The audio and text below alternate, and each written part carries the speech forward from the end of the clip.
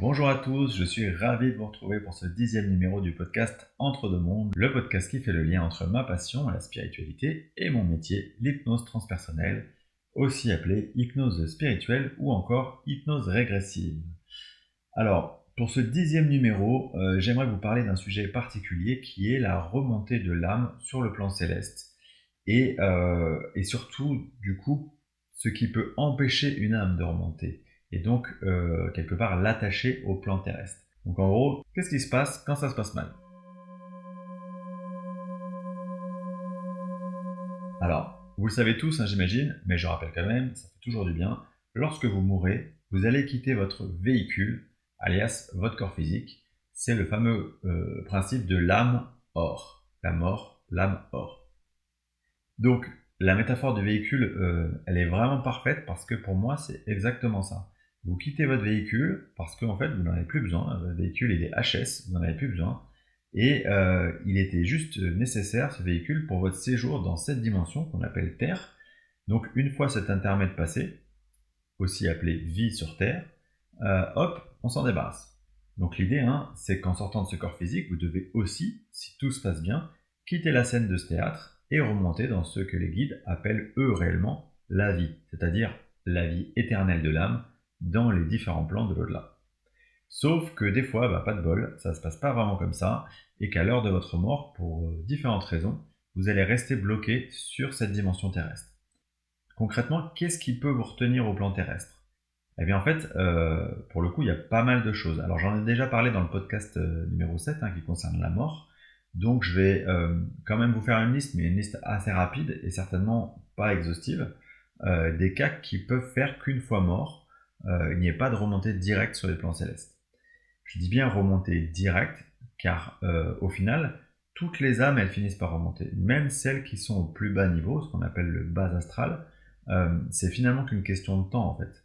Et vous savez que le temps n'existe pas, donc toutes les âmes, elles finissent par ascensionner. Bref, revenons au cas qui pourrait faire qu'un défunt il ne remonte pas directement sur le plan céleste.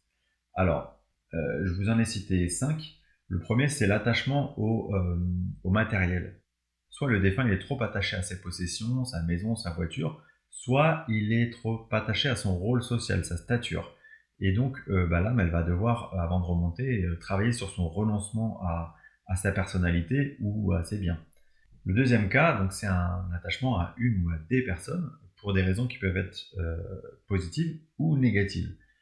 Par exemple, le cas d'une mère qui meurt et qui laisse ses enfants et qui veut absolument rester auprès d'eux, qui va vraiment être dans un chagrin qu'elle va ressasser et elle va avoir quelque part peur de remonter euh, parce qu'elle ne veut pas les quitter. Le deuxième exemple, je vous ai parlé tout à l'heure de raisons potentiellement négatives. Imaginons une personne qui était en conflit ouvert avec d'autres personnes. Eh bien, une fois qu'elle décède, elle va rester sur le plan terrestre pour essayer de leur nuire et elle va rester dans une sorte de colère qu'elle va ressasser. Tout comme la mère, dans l'exemple précédent, ressassait son chagrin, cette personne-là, elle va ressasser sa colère et elle va essayer de nuire comme elle peut aux personnes à qui elle va être attachée.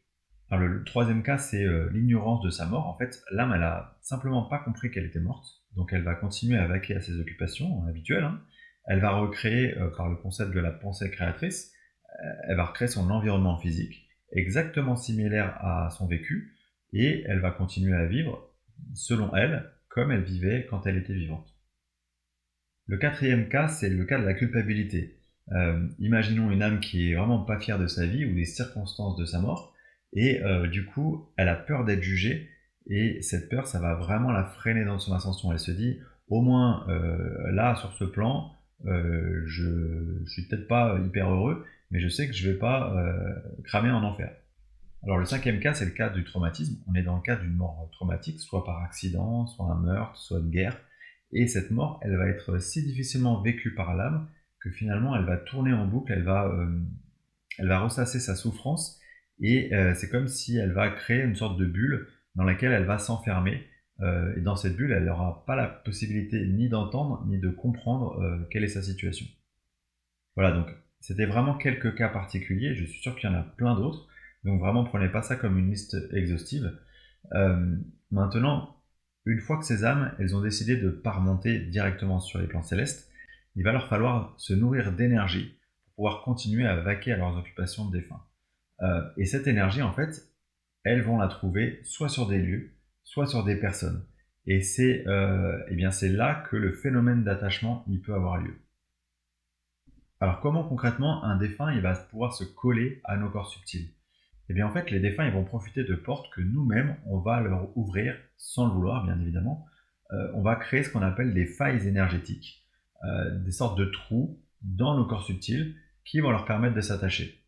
Et ces failles, on va pouvoir les créer quand notre fréquence vibratoire, notre taux vibratoire, il est très affecté. Soit parce que on a un état particulier de mal-être, de type dépression, deuil, rupture sentimentale, soit un état physique altéré de type maladie, opération.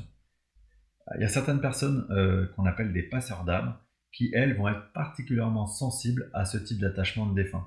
Souvent parce que ces âmes, elles ont choisi, dans leur plan d'incarnation, de jouer un rôle pour aider les défunts à remonter.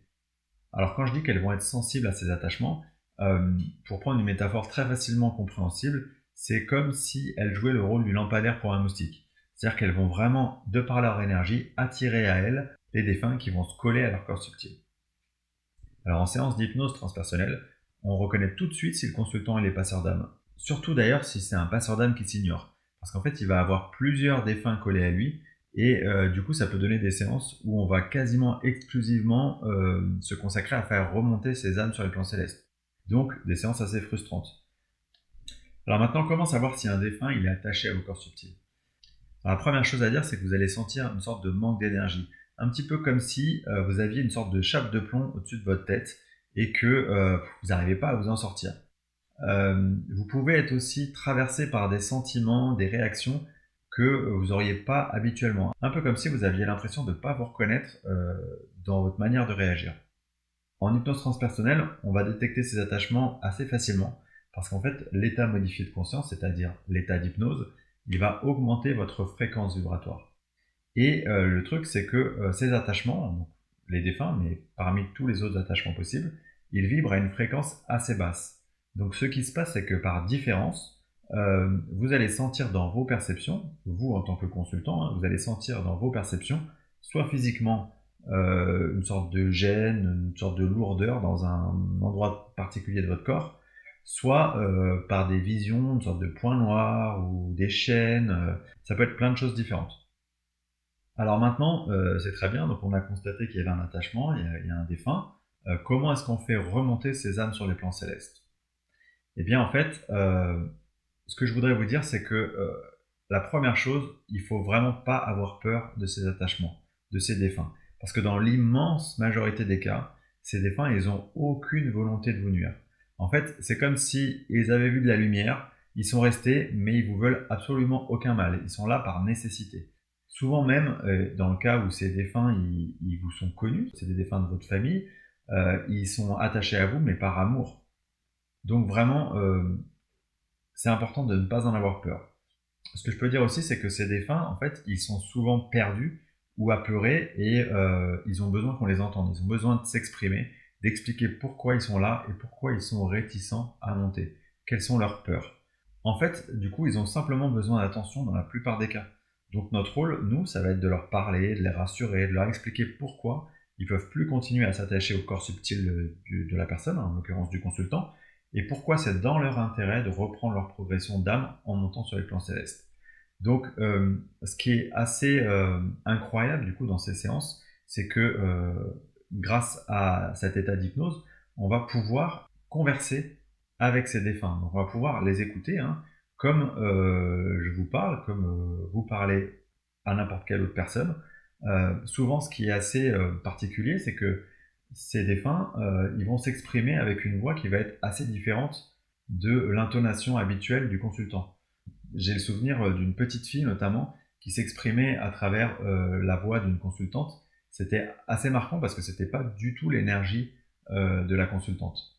Donc, pour résumer, l'idée c'est que on va simplement les rassurer et les convaincre que c'est dans leur intérêt de remonter sur les plans célestes pour continuer la progression de leur âme.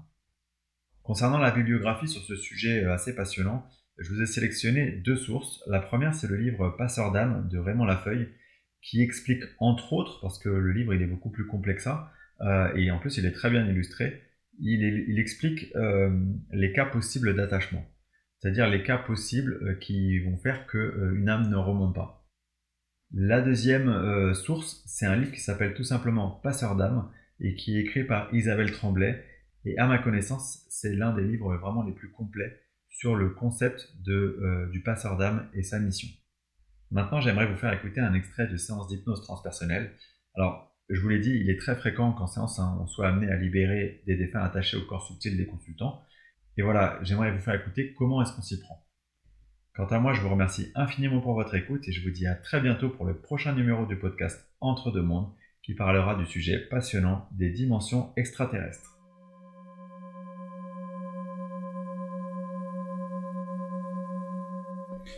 Je vais compter jusqu'à 3 et à 3, ce qui provoque cette douleur, ce point noir, pourra s'exprimer en toute sécurité à travers vos lèvres. 1, 2, 3. Bonjour, comment tu t'appelles? Bonjour, je m'appelle Louise. Louise, bonjour Louise. Louise, depuis combien de temps tu es collée au corps subtil d'Anne-Cécile? Longtemps. Longtemps. Qu'est-ce qu'elle vivait à ce moment-là pour que tu puisses te coller à ses corps subtils? Et en fait, la porte était ouverte. La porte était ouverte. Ça veut dire que tu ne connais pas personnellement Anne-Cécile? Tu n'as pas eu de lien particulier avec elle? J'aurais dû m'incarner grâce à elle. Ah. Et ça s'est pas fait. Et c'est ça qui a fait que tu t'es attaché à elle, que tu es resté attaché à elle? J'ai envie de m'incarner. Et on me laisse pas m'incarner. Et j'ai cru qu'avec Anne-Cécile, j'allais le faire. Et non. Et j'en ai marre. C'est pour ça que tu restes collé à ses corps subtils? Parce qu'elle a pas fermé la porte à avoir d'autres enfants. Eh oui. Eh oui. Et en même temps, comme je m'incarne pas de raison qu'elle fasse d'autres enfants. Donc rencontrer quelqu'un. Oui, je comprends. Louis, je suis vraiment désolé que tu aies vu cela et que si tu aies voulu t'incarner, ça t'ait créé beaucoup de frustration. Et en même temps, tu te rends bien compte que ce n'est pas normal d'être attaché comme ça au corps subtil d'Anne-Cécile. Parce que tu arrêtes ton processus d'évolution et que tu ralentis celui d'Anne-Cécile. Est-ce que tu t'en rends compte de ça? Oui, moi je m'incarnais. Mais la bonne nouvelle, tu sais, c'est que en te détachant d'elle, tu vas pouvoir remonter sur les plans supérieurs. Et tu vas pouvoir te réincarner, en faire la demande et te réincarner très rapidement. Et en plus de ça, tu vas te connecter à des plans d'amour et de paix. Tu vas retrouver des êtres bienveillants qui t'aiment inconditionnellement. Ces êtres sont tes guides et ta véritable famille. Tu pourras donc t'incarner si tu en es prêt et si tu le souhaites. Oui, mais je voulais, on l'a pas fait. Oui, ça fait comme les autres fois, je vais y croire et... Je suis triste de ça. Et oui, je comprends ta tristesse. Et en même temps, ce qui est sûr, c'est que tant que tu restes collé au corps subtil d'Anne-Cécile, tu ne pourras pas t'incarner de nouveau. Alors, en te détachant et en remontant sur les plans supérieurs, là, oui, tu vas t'offrir cette possibilité. Mais du coup, pour tout cela, c'est nécessaire que tu remontes sur les plans supérieurs. Est-ce que tu sens prête à remonter, Louise? Ouais, D'accord. je vois la lumière. D'accord. Louise, avant que tu puisses remonter, j'ai 2 dernières questions à te poser. Est-ce que tu sais si tu es seule ou s'il y a d'autres êtres comme toi? Ah non, je suis pas seule. Tu es pas seule, d'accord. Combien il y a d'êtres collés? 4. 4. D'accord, très bien. 4 en plus de toi? 4 avec moi. 4 avec toi, d'accord. Louise, la deuxième question, est-ce qu'il y a une dernière chose que tu voudrais qu'on entende? Qu'elle soit heureuse. Qu'elle soit heureuse. D'accord. Merci beaucoup, Louise. Maintenant, je vais demander à la conscience supérieure d'Anne-Cécile, aux êtres de lumière qui l'accompagnent, à ceux qui accompagnent Louise et à mes guides, de créer un passage de lumière maintenant. Louise, est-ce que tu vois cette lumière? Oui, j'aurais déjà donné la main. Très bien, alors maintenant, tu peux quitter totalement les corps subtils d'Anne-Cécile. Tu peux les quitter par le sommet de la tête au niveau du chakra couronne. Je te souhaite une belle continuation dans la lumière avec beaucoup d'amour et beaucoup de paix.